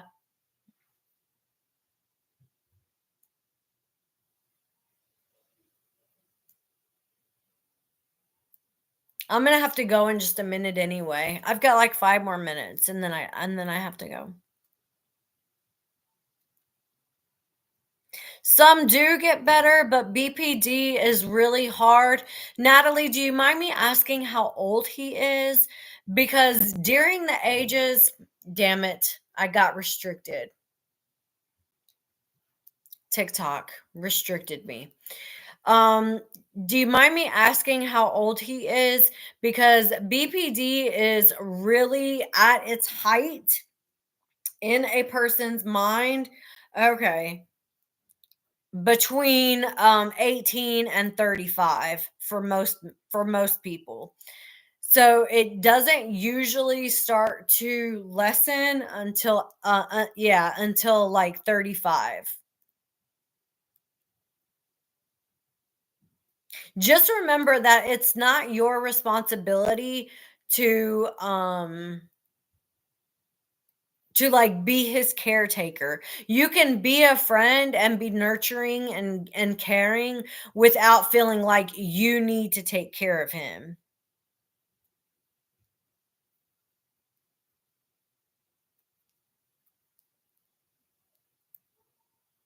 Right. It's not your responsibility to fix him.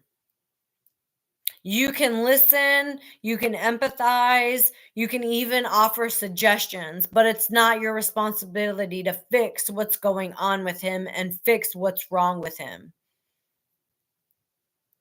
Sometimes, hey girl, I found one video that was really helpful for me, and it said that whenever somebody comes to you with a problem, you should ask them, do you want me to listen? Do you want me to help advise or help problem solve or something else? There were three things, and sometimes the person just wants you to listen to them. They don't necessarily want you to help problem solve. They just want somebody to listen to. You know what I mean? So, if I can find that video, I'll remember what the third thing was. I'm pretty sure I have it saved. But you can always ask, are you bringing me this information because you want me to help you? You want me to help you solve this problem? Or are you just wanting somebody to vent to? They are two different things, Halo.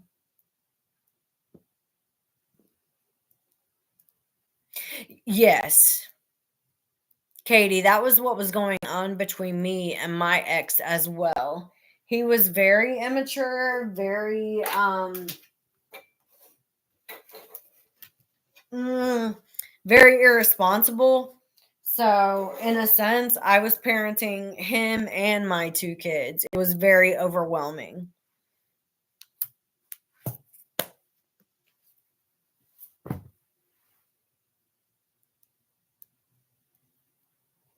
It can be a lot for to be in a relationship with somebody who has borderline and bipolar disorder. That's why I said, you don't necessarily have to like stop being friends with him. I would just maybe not be in a romantic relationship, especially if him getting diagnosed is something new.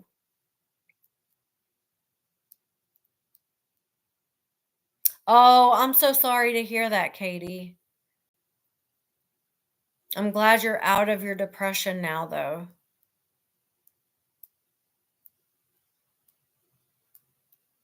Sometimes, Buffy, we're not meant to handle other people's problems.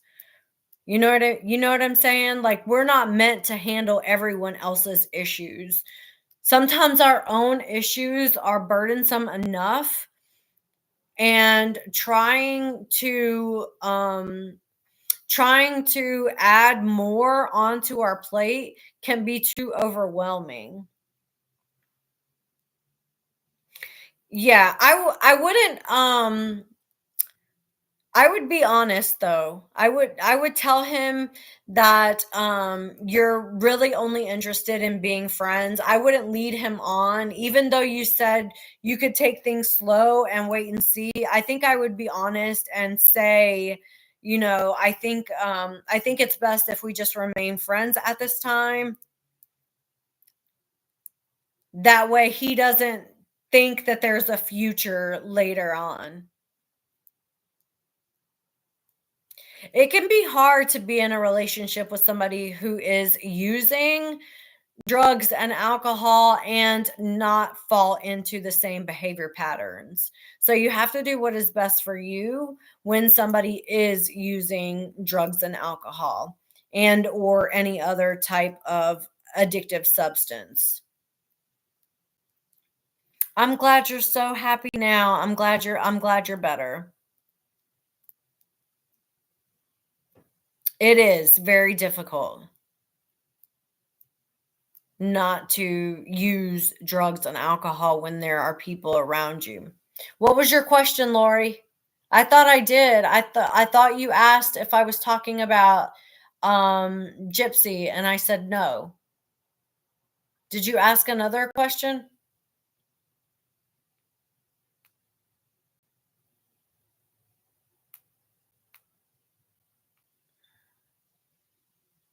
I didn't think I missed your question. Did you ask another question? I'm trying to go back and look. I'm so sorry.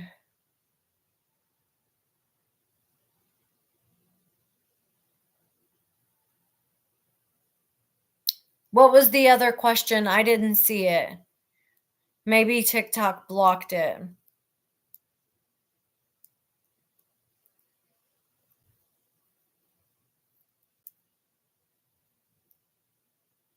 I scrolled up a ways too, and I didn't see it.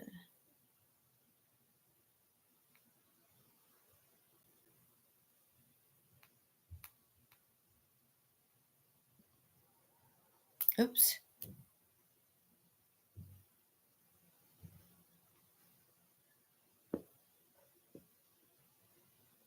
Now they see how abusive he was. That's good. At least they can see it now.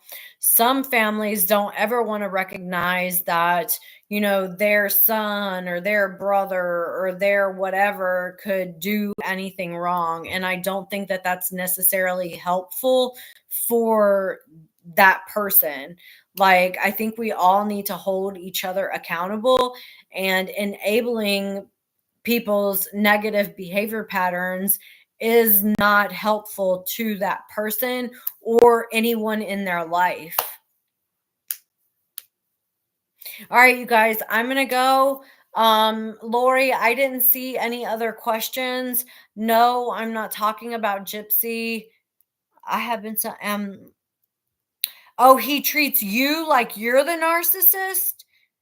That's a huge red flag if he's treating you like you are the narcissist, because a lot of times the narcissist will try to gaslight you into believing that you are the problem when in fact they're the problem.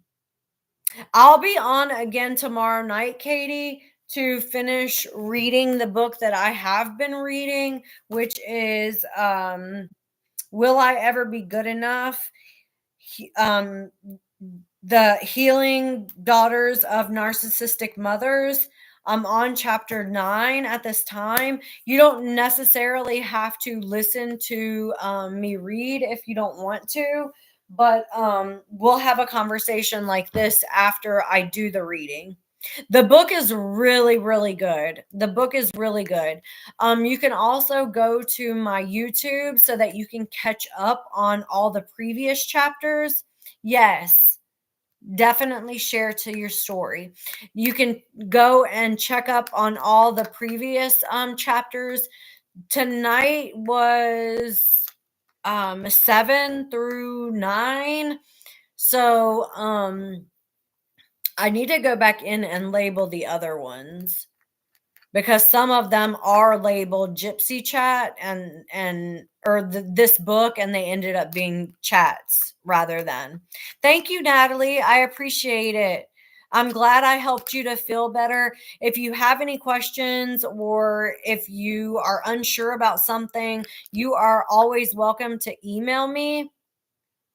The first few are definitely difficult chapters for sure. Lori, if your question was that your husband is treating you like a narcissist, I did answer that.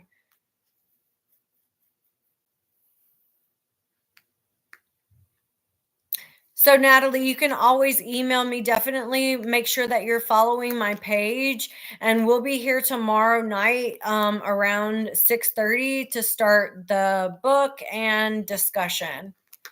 Y'all have a good night. I'll see you tomorrow. Was that the